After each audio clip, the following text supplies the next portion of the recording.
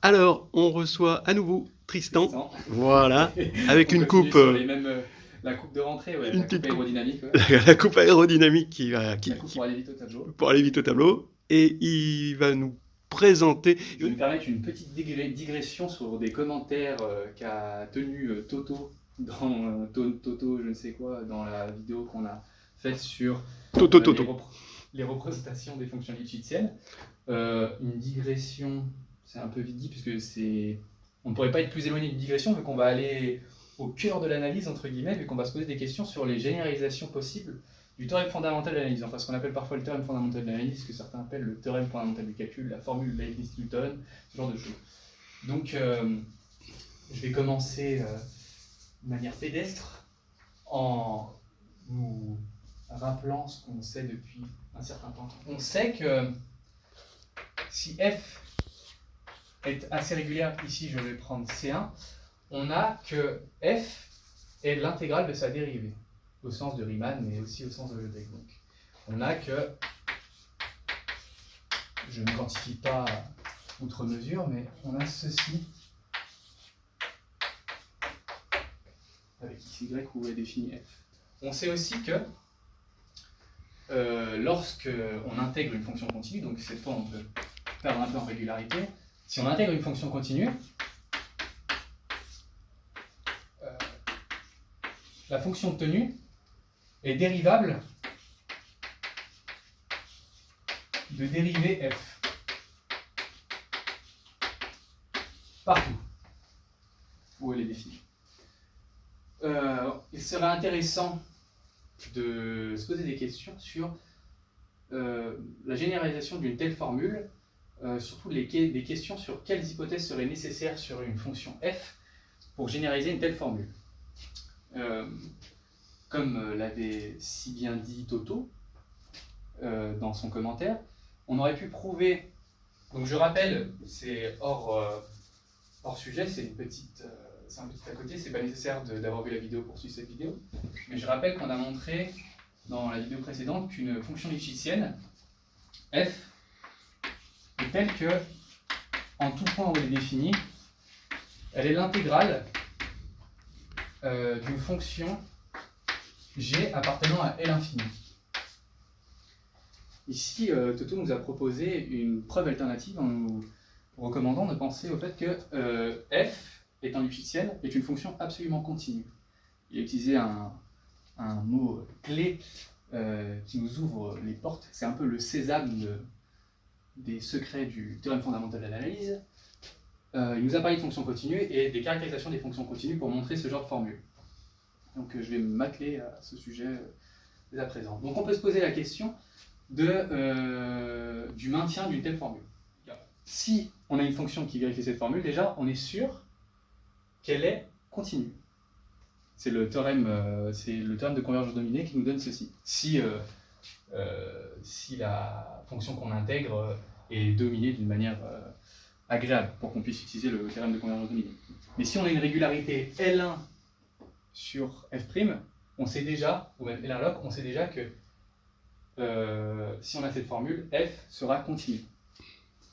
Maintenant, est-il suffisant de supposer que f' est L1, que f est continue, f est dérivable presque partout, puisqu'on a juste besoin du presque partout pour regarder ces intégrales, et f' L1 pour avoir ce genre de formule? On a l'exemple proverbial de l'escalier du diable qui nous dit de nous détromper. Donc l'escalier du diable, c'est cette fonction plus ou moins connue dans le folklore de l'analyse réelle qui croit qu'il y a l'information sur ces variations contenue dans l'ensemble de Cantor qui est de mesure nulle. C'est une fonction qui, presque partout, est constante. C'est impossible à dessiner. Hein. Presque partout constante. Et à des endroits de mesure nulle, elle s'élève. Puis elle est encore constante. Et puis elle s'élève. Et finalement, à terme, elle arrive jusqu'à... En partant de 0, elle arrive jusqu'à 1. Donc, étant presque partout continue, notamment sur... étant presque partout continue, elle est presque partout, j'y vais un peu légèrement, elle est presque partout dérivable étant presque partout constante. En y allant un peu légèrement, on peut dire qu'elle est presque partout dérivable et de dérivée nulle. Et donc, presque partout, f' vaut 0, donc en l'intégrant, on obtiendra une intégrale qui vaut 0, de 0 à 1. Or, on a f de 1 moins f de 0 qui vaut 1. Donc, on rencontre une première obstruction à une telle formule. Il est nécessaire de demander plus de régularité. Donc, je peux esquisser une construction de l'escalier du diable qui donnera un peu de consistance à mes propos. Donc, en fait, l'escalier du diable, c'est, on s'intéresse à une fonction qui va être, entre guillemets, l'intégrale des indicatrices de l'indicatrice de l'ensemble de Cantor, qui est un ensemble qu'on obtient en passant à la limite sur des compacts de plus en plus petits. En passant à la limite, on obtient un ensemble de mesures nulles qui est un compact, qui est aussi de cardinal du continu. Enfin bon, c'est des détails qui ne sont pas très importants, mais c'est un ensemble intéressant en tant que tel. C'est l'ensemble suivant. On prend 0,1, l'intervalle 0,1. Donc je vais faire un dessin approximatif. On prend 0,1, le segment. Ensuite, on le coupe en 3 et on conserve uniquement les extrémités. Et on réitère le processus sur tous les intervalles qu'on obtient.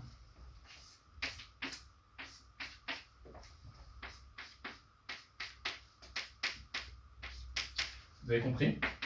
Oui. En fait, on passe à la limite. Donc je vais les nommer K1, K2, etc. Donc peut-être K0, c'est mieux. Ça ira bien, peut-être mieux avec les propos que je vais tenir. Du coup, c'est K3 là. Voilà. K0, K1, ah oui, pardon.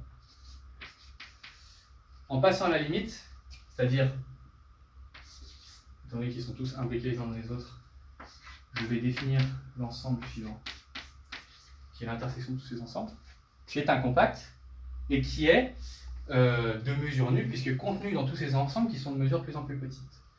Donc je vais, en gros, Kn est constitué de 2n intervalles de taille 1 sur 3 puissance n. Donc, la mesure de Kn, mesure de Lebesgue, est égale à 2n sur 3n, chose qui tend vers 0. Et qui est, en fait, c'est un point intéressant, c'est vraiment la mesure de K, puisque par régularité de la mesure de Lebesgue, on n'a que, je vais continuer ici, il y a une limite, vu qu'on a passage à la limite décroissante, comme on dit, ceci, égale 0. Voilà. Donc maintenant, pour mettre en œuvre ce que j'ai commencé à exposer, c'est-à-dire que c'est une sorte d'intégrale de l'indicatrice de l'ensemble de Cantor, on va considérer rapidement les fonctions qui sont définies de la manière suivante.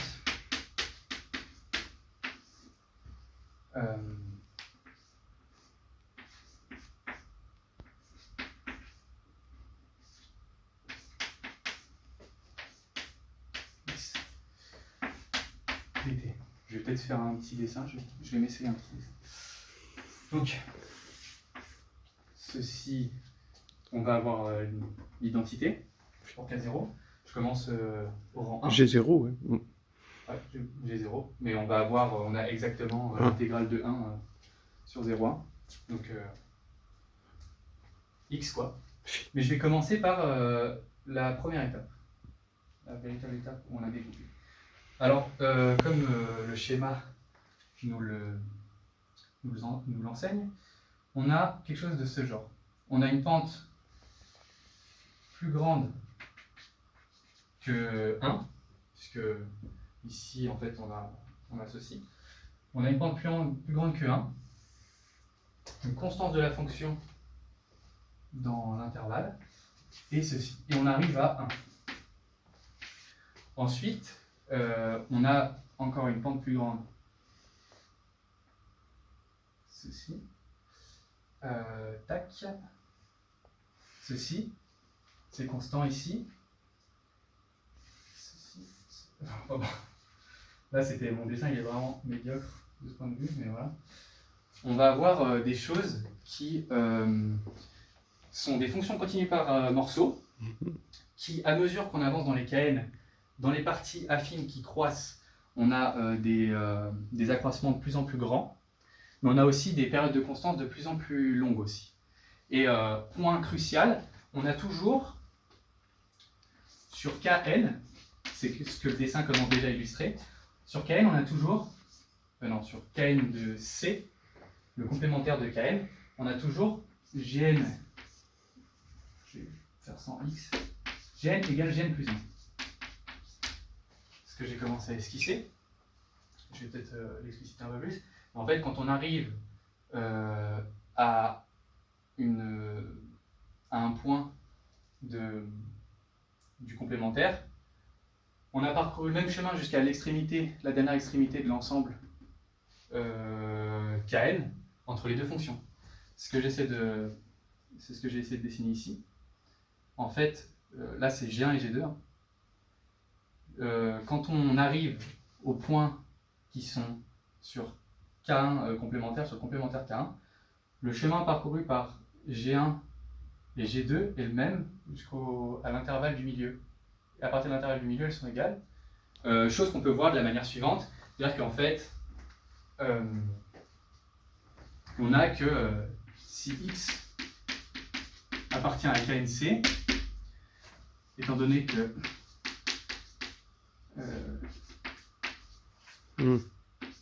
on a ceci, eh bien on a que, en fait, comment j'ai nommé mon...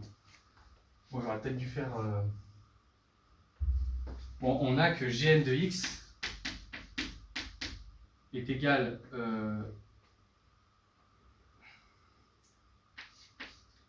C'est un peu bizarre.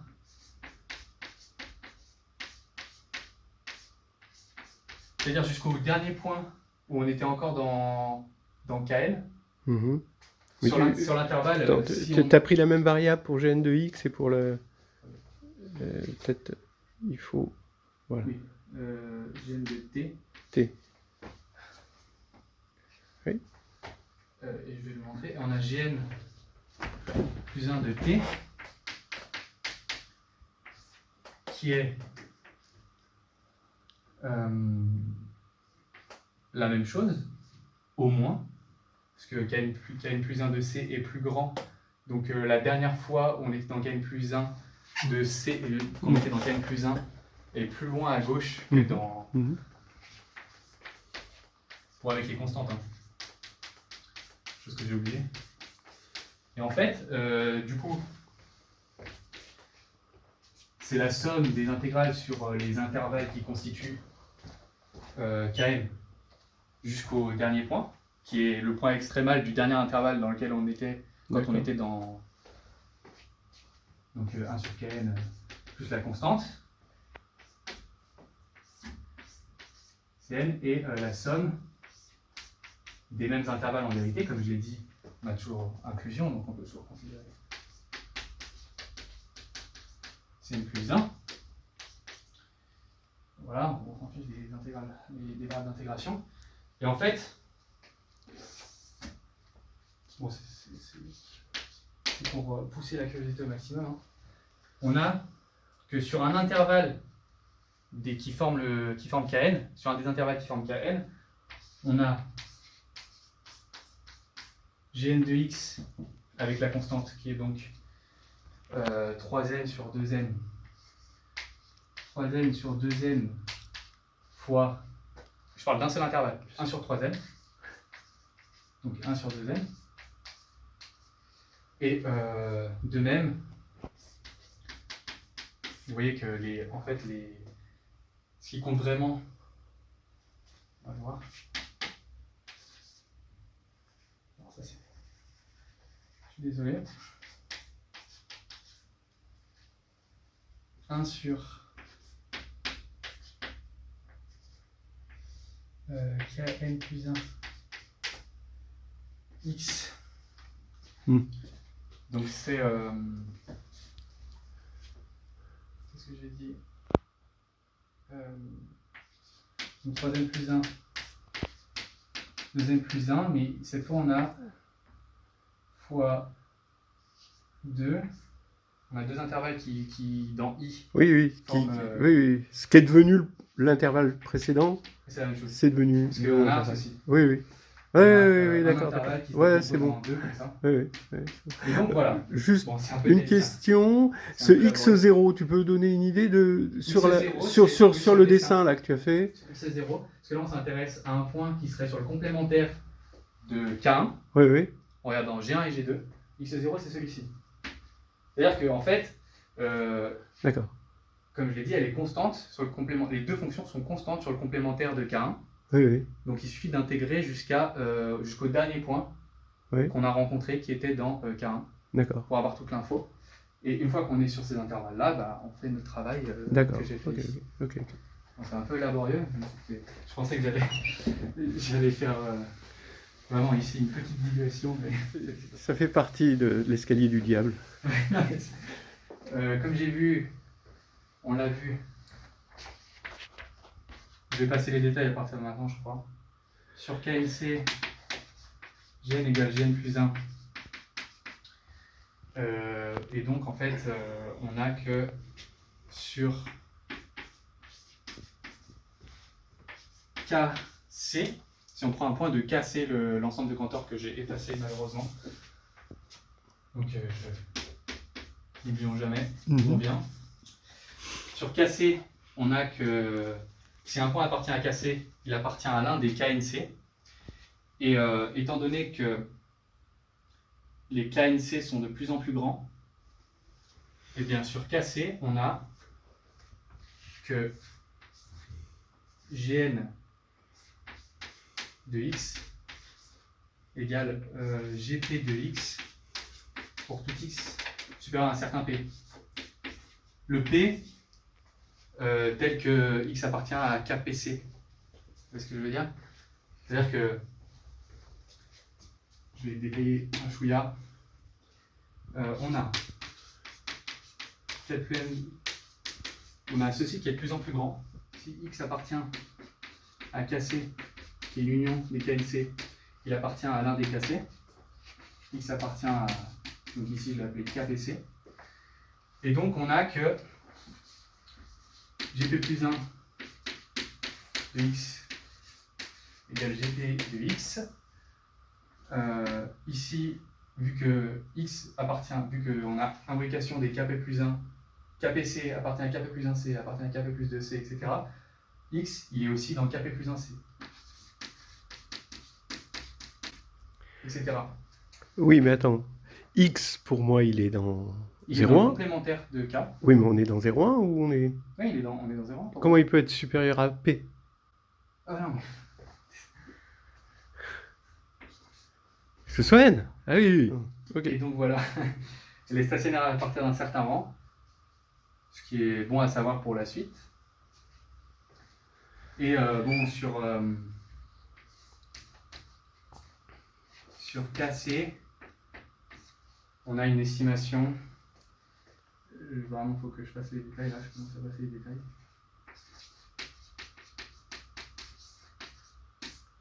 Et en fait,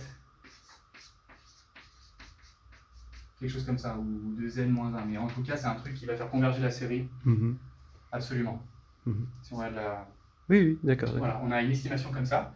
C'est-à-dire qu'en fait, comme je l'ai dit, vu que sur KC, on a Fn plus 1 moins Fn. Oh non, mais c'est horrible. Je les ai nommés comment? Ah, je les ai vraiment nommés GM. Oui, oui. Donc ici, c'est ça.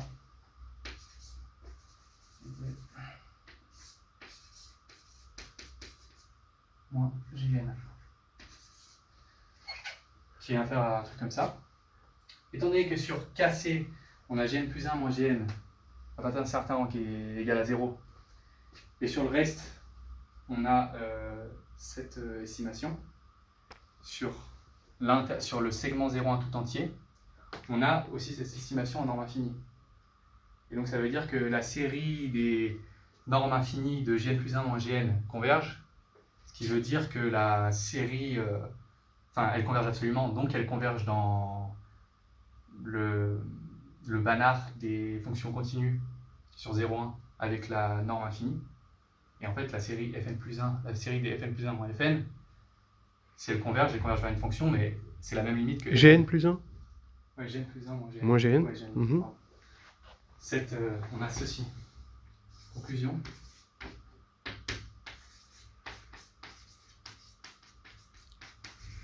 Puisque, en fait, cette estimation vaut pour tout x. On a ceci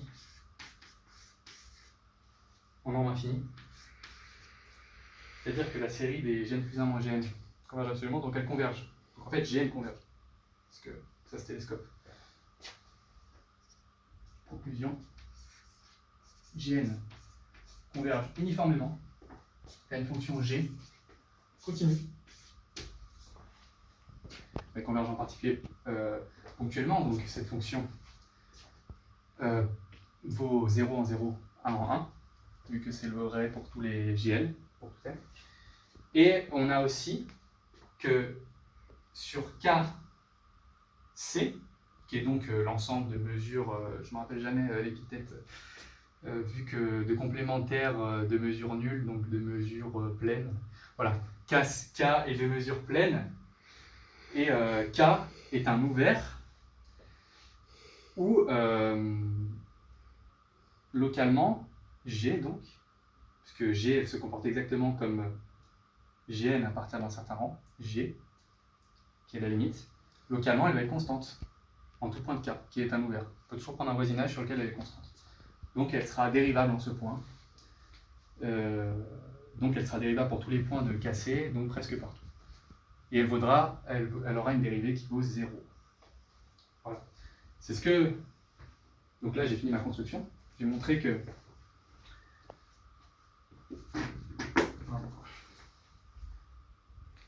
G appartient à C0 et G' égale 0 presque partout. Cette fonction ne saurait donc être l'intégrale de sa dérivée. On ne pourrait pas avoir G1 moins G0 égale l'intégrale de G'. On n'a pas 1 égale G. Donc ça c'est l'escalier du diable.